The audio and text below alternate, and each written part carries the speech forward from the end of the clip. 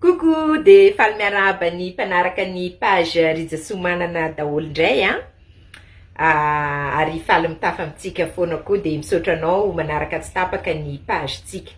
Androany zany de hotoyan'le vidéo tamin'ny maraina miresaka momba ny hoe inona no mahatonga anao tsy sambatra na de tonga ary amin'ny top aza raha tonga ary amin'ny sommet aza raha nahatratra tanjona aza raha efa bossy fa maninona anao tsy sambatra. De hoy za tamin'le vidéo iny hoe mety misy ara-tsim-pananao ao tsy mizara amin'ny olona ny couloiranao, zany hoe tsy manome hevitra anao.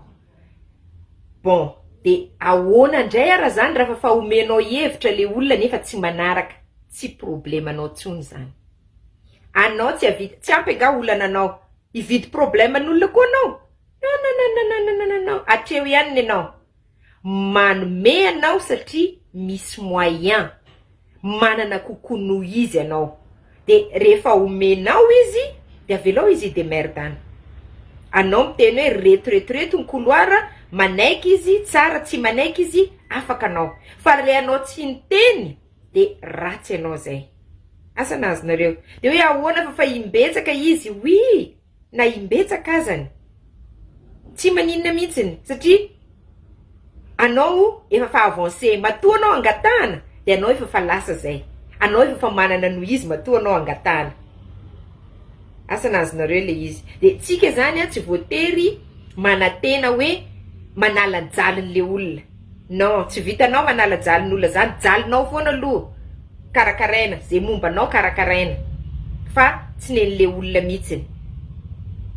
De ny adidinao zany mizara zay, manome sosikevitra. Après anaraka izy tsara, tsy anaraka izy anao efa afaka didy. Fa raha anao tsy mizara, anao tsy miteny hoe ty ny lalana mahasoa, de tena hoe diso anao amizay omena tsiny.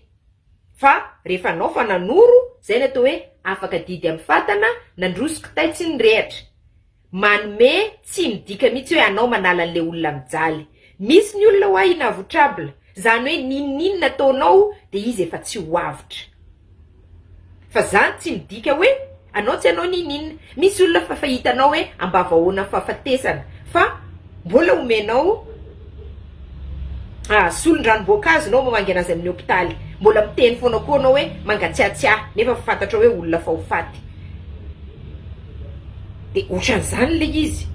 Hainao hoe ty olona ty tsy ho avitra fa anao manome foana.